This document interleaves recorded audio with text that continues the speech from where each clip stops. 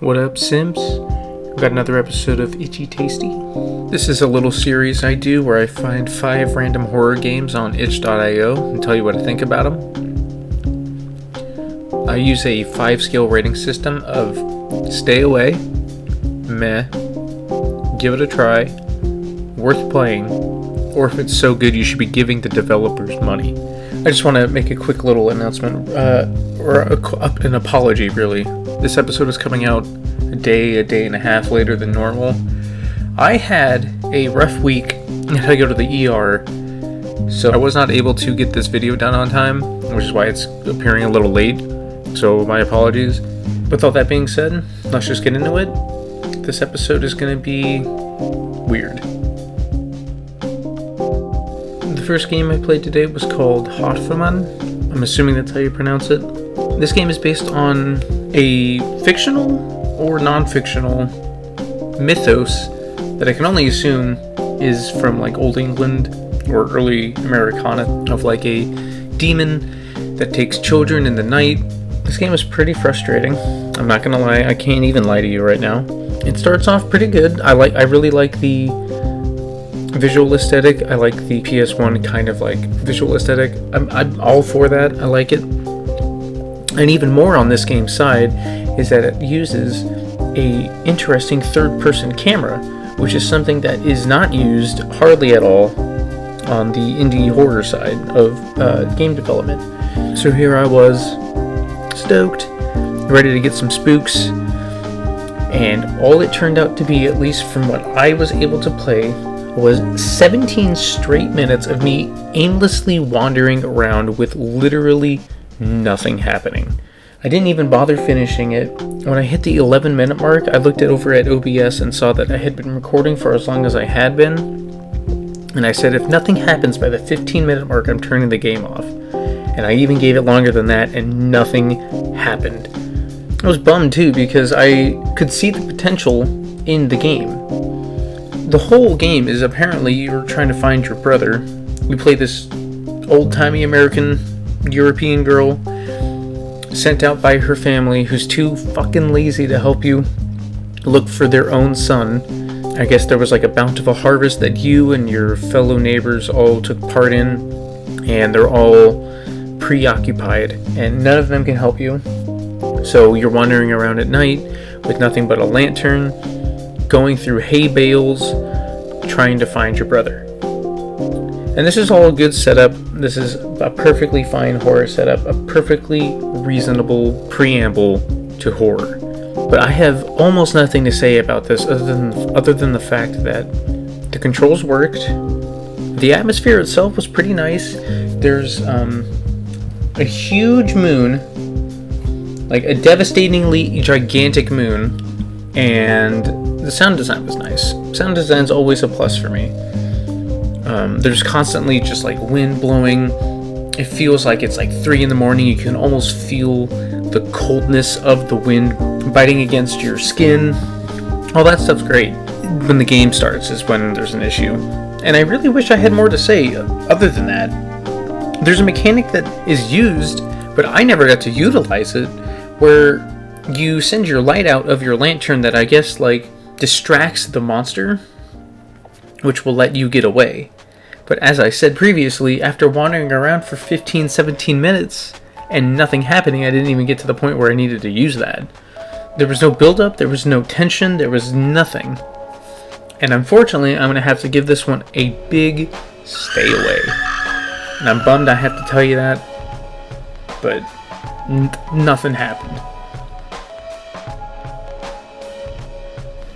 Okay, the second game I played today was called Hunter's Trap. This was a pretty short horror arena shooter, of all things. It just takes place in one boss arena where you fight a giant, weird, gross spider monster thing.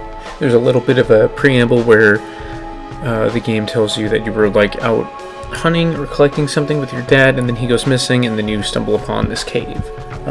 First impression wasn't good. The game starts you facing the direction of you leaving the cave, and you immediately hit an invisible wall, so you just turn around and then jump into the cave.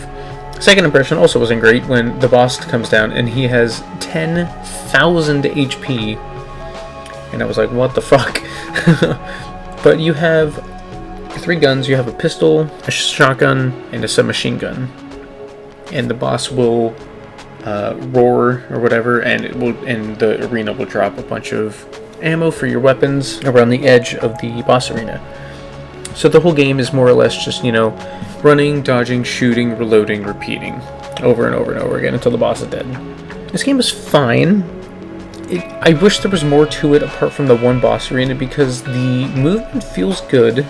I couldn't really tell if there was actual use with the sprinting, which is, a pretty standard thing for almost any game at this point.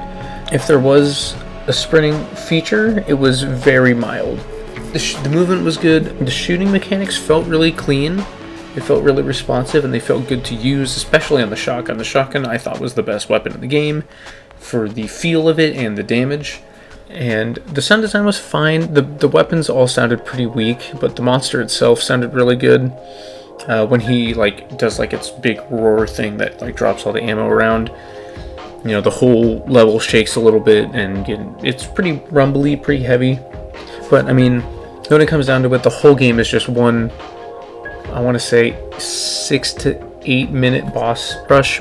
I would like to see this expanded on a little bit, but there's not really much more to say than that.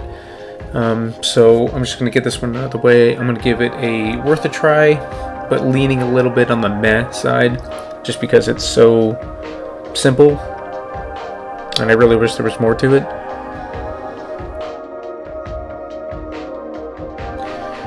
And the third game I played today was called Savior. This was also, before I forget, this was mentioned to me by Walter Wotowski, so I made it up for you, bro. I'll get to the other ones that you suggested eventually.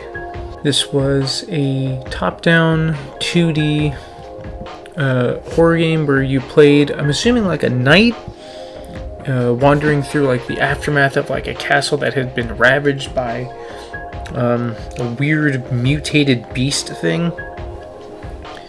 You see it at the title screen, and it looks like a dog. And when you're playing through the game expecting to see it, you expect to see a dog. But this thing is 3 times as big as you. It's huge. The majority of the game is you kind of wandering around the bottom layer of this castle. It's very maze-like. There's tunnels that are just dug into the walls and stuff. You're following blood trails, you're finding skeletons, and you're finding a key that will unlock the ending of the game. As far as being an outright horror game goes, this is not really anything too special, but in terms of the atmosphere, it's very oppressive. The darkness on the edges of the areas that you could walk in is just pitch black. It really feels like it's somewhere otherworldly. The music's pretty nice, although very minimal, and your character walks in a really cool rhythm. I'll leave a little audio clip of it here.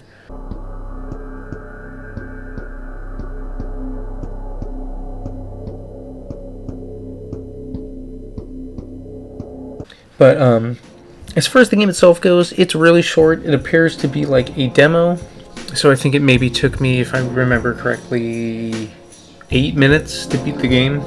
But overall, the scares were pretty minimal. The only time that it was even remotely scary was when the monster wakes up, and it will occasionally pass you really quickly. So it's more or less kind of a jump scare fest a little bit, but it happened infrequently enough that I wasn't really bothered by it.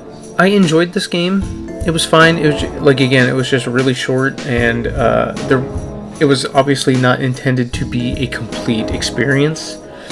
So I would like to wait for the game to actually come out to see where they take it. But as it stands, as a free, short, little horror experience, I think it's worth playing, especially for the atmosphere. So I'm just gonna. This is going to be another really quick one. I'm going to give this one a give it a try. And again, thank you to Walter for suggesting this one to me. Let's go to the next game. And the fourth game I played today was called Daemonologie. This was an awesome fucking game where you take the place of a witch hunter, which seems to take place around like the Salem witch trial era. It's a point and click adventure game, loosely, where you are tasked to talk to 5 separate people in this village over the course of 5 days. And each time you talk to someone, it will progress the cycle of that day that you're in. It will start at dawn, and we'll go to midday, and then like dusk, and then you go to bed. And every night you have like this really fucking weird dream. But the objective of the game is very simple. Find and hang the witch. And you do that by just communicating with people, and you'll find out very quickly that there are some people that are being accused of by others, and vice versa. But as a game itself, it's another very short one. I think this took me 10 minutes tops. And there's very little room for error. If you don't get the witch, that's it. You just lose. I somehow managed to beat the game on my first try with actually successfully choosing the witch, which I found very strange, but I'll take it. Each person that you talk to comes with their own backing soundtrack and their own little handmade area that you can look at. All of the music in the game is really, really, really good. I would love the soundtrack for this, and it's actually available to download on their Itch page, so I might actually do that after this game.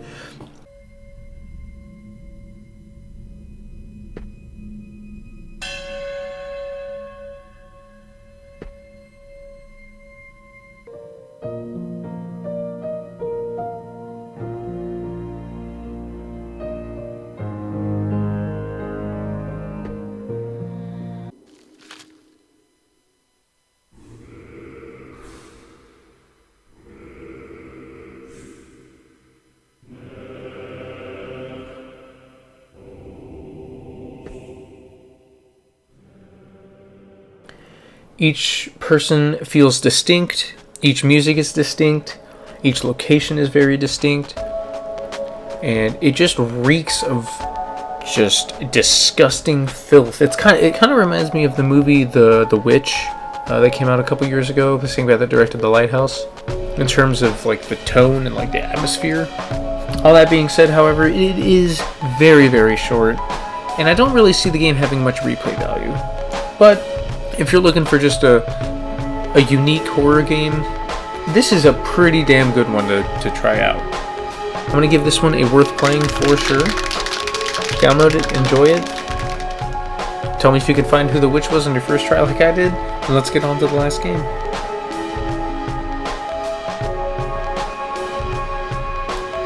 Alright, and the last game I played today was called Sleepless. This was a 5-ish minute horror game. I'm assuming it's kind of representing what sleep paralysis feels like. You're sitting in a bed, you can move your head around, look around your room, and you can hold space to shut your eyes as if you're trying to go to sleep. But I believe it's on rails, so there's not really much you can do to control what happens. It's like a haunted house kind of thing where as the game progresses, more and more creepy things will happen, like there's someone knocking on your window, your bedroom door opens, etc., etc. For such a short little experience, this game actually did manage to creep me the hell out. Unfortunately, this game is so short that I can't really tell you much about it. I do want you to play the game, but the short length is going to bring the rating down to a give it a try, but it's a strong give it a try. But yeah, that was Sleepless. And those were the 5 games I played this week for the 7th episode of Itchy Tasty. Thanks for sticking around. I hope you found something new, something worthwhile.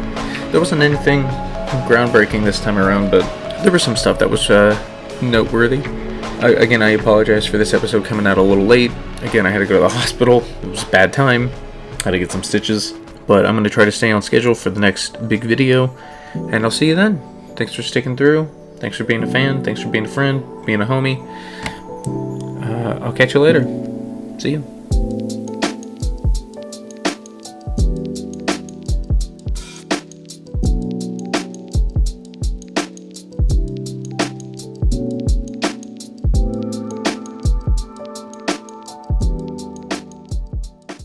Tomato is a fruit, but it also a vegetable.